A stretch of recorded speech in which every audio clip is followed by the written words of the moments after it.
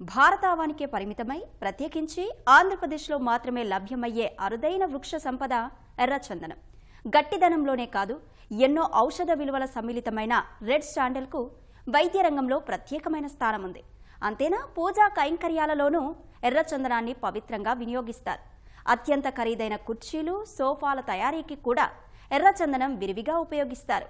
ఇన్ని లాభాలు ఉండడంతో ఎర్రచందనం అక్రమార్కుల పాలిట కల్పవృక్షంగా మారింది. 5 ఏళ్ల వైకాపా పాలనలో ఎర్రచందన అక్రమ రవాణా తీవ్రస్థాయికి చేరింది. వృక్ష సంపదను పరిరక్షించడం సంగతి ఎలా ఉన్నా దోచుకోవడమే పనిగా కార్యాచరణ రూపొందించి జేబులు నింపుకున్నారు. మరి 5 ఏళ్లలో జరిగిన ఆ దోపిడీ ఏంటి? కూటమి ప్రభుత్వం ఎలాంటి చర్యలు తీసుకుంటుంది? ఇప్పుడు చూద్దాం.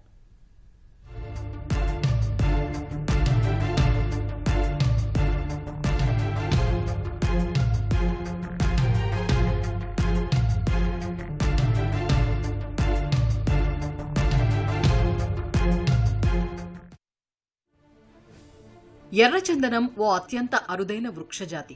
కేవలం మన దేశంలో, అందున ప్రత్యేకించి రాష్ట్రంలోని రాయలసీమ జిల్లాల్లోని శేషాచలం అటవీ ప్రాంతానికే పరిమితమైన జాతి సంపద.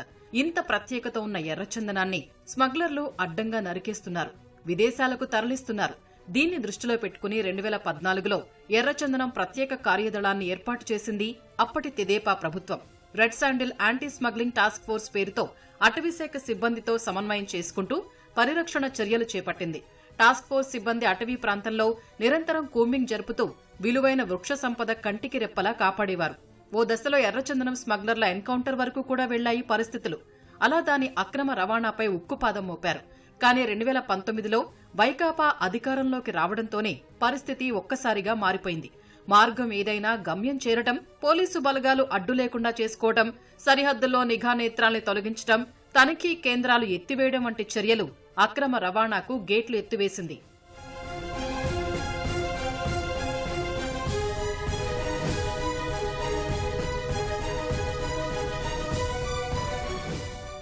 అటు అటవీ శాఖను, ఇటు టాస్క్ ఫోర్స్ అధికారుల్ని నిర్వీర్యం చేసి ఎర్రచందనం దుంగల్ని సరిహద్దులు దాటించేశారు. విభిన్న మార్గాల్లో ఎర్ర దుంగల్ని దర్జాగా చేరవేసి జేబులు నింపుకున్నారు. ఆటోలు, ట్రాక్టర్లు, లారీలు, 4 చక్రాల వాహనాలు, కంటైనర్లు, పెట్రోల్ ట్యాంకర్లు, కూరగాయలు, వ్యర్థాలు, వార్తాపత్రికలు తరలించే వాహనాలు సిద్ధం చేసి దుంగలను తరలించారు. 5 ఏళ్లలో శేషాచలం అడవులపై అటవీశాఖ పూర్తిగా పట్టుకోల్పోయింది. తమిళ స్మగ్లర్లతో పాటు జిల్లాలో కొందరు ప్రజాప్రతినిధుల ఆధ్వర్యంలో ఎర్ర దుంగల తరలింపు పెద్ద ఎత్తున సాగింది.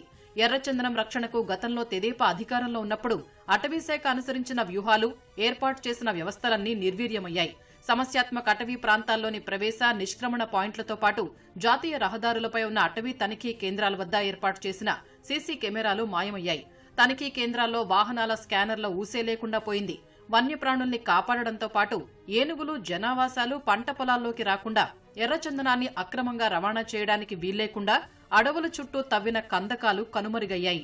ఎర్రచందనం పరిరక్షణను ప్రతిష్టాత్మకంగా భావించిన గత తెదేపా ప్రభుత్వం ప్రత్యేక కార్యదళ సారథ్య బాధ్యతల్లో డీఐజీ స్థాయి అధికారిని నియమించింది.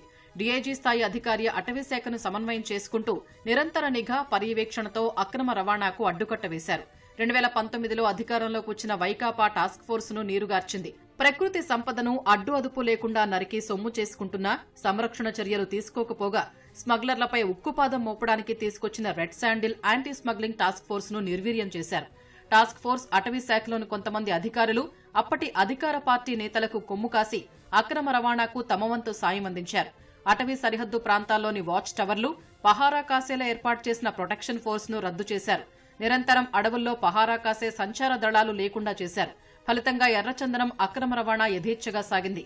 ఒక్కో వైకాపా నేత ఒక్కో పుష్పరాజుగా మారి అరుదైన వృక్ష సంపదను ఖండాలు దాటించారు.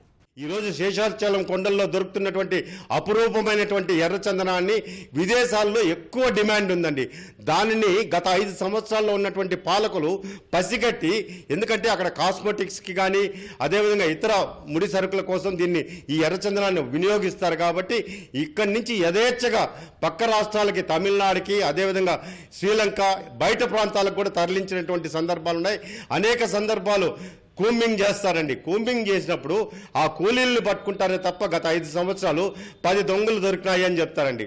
ఎర్రచందనం చిత్తూరు జిల్లాలో అత్యంత విలువైనటువంటి సంపద శేషాచలం అడవుల్లో. దాదాపు 5 లక్షల ఎకరాల్లో అది ఒక విస్తారమైనటువంటి పంటగా కనిపిస్తుంది. అట్లా మామూలు పంటగా అనకపోయినా అది దానిపాటికి అదే ఉత్పత్తి అయ్యి దానిపాటికి అదే చెట్లుగా పెరిగిపోయినటువంటి సంపద, అడవి సంపద అది. ఈ ఎర్రచందనానికి సంబంధించినటువంటి దాంట్లో పోయిన దాంట్లో పట్టుకునేది చాలా తక్కువ, తీసుకొని వెళ్ళిపోయింది చాలా ఎక్కువగా కనిపిస్తూ ఉంటుంది. గతంలో ఉన్నటువంటి ఈ చుట్టుపక్కల ఉన్నటువంటి పరిసర ప్రాంతాల్లో ఏంటంటే 10 బండ్లు కనుక ఎర్రచందనం బండ్లు ఉంటే ఒక బండి పట్టుకునే వాళ్ళు 9 బండ్లు పంపించేవాళ్ళు అని చెప్పి అనేది ఇక్కడ ఒక పెద్ద ప్రచారంగా జరుగుతున్నటువంటి పరిస్థితి కనిపిస్తుంది. చెక్ పోస్టులు ఎక్కడ అడ్డుకట్టు వేసినటువంటి పరిస్థితి లేదు. గతానికి ఈ తరానికి కనుక చూసుకుంటే 500 టన్నులు మాత్రమే పోయిన సంవత్సరం పట్టుకున్నాం, పోయిన ప్రభుత్వంలో పట్టుకోవడం అనేది జరిగింది. 500 టన్నులు మాత్రమే.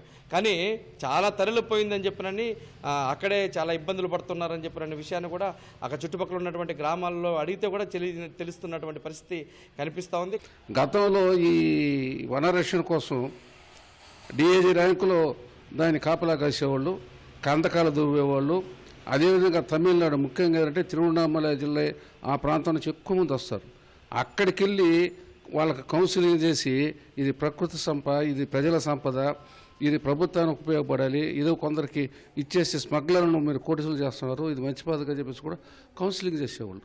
గత 5 ఏళ్ల కాలంలో అది ఎత్తిపోయింది. ఎర్రచందనం రక్షణకు చట్టాలను బలోపేతం చేస్తామని, ఆధునిక సాంకేతికత ఉపయోగించుకుంటామని కూటమి ప్రభుత్వం ప్రకటించింది. ఈ నేపథ్యంలో ఎర్రచందనం అక్రమ రవాణాకు పటిష్టమైన చర్యలు తీసుకోవాల్సిన అవసరం ఉంది. క్షేత్రస్థాయి నుంచి ప్రక్షాళన చేపట్టి గత ప్రభుత్వ అవలక్షణాల్ని తొలగించడం ద్వారానే ఎర్రచందనం పరిరక్షణ సాధ్యమవుతోంది.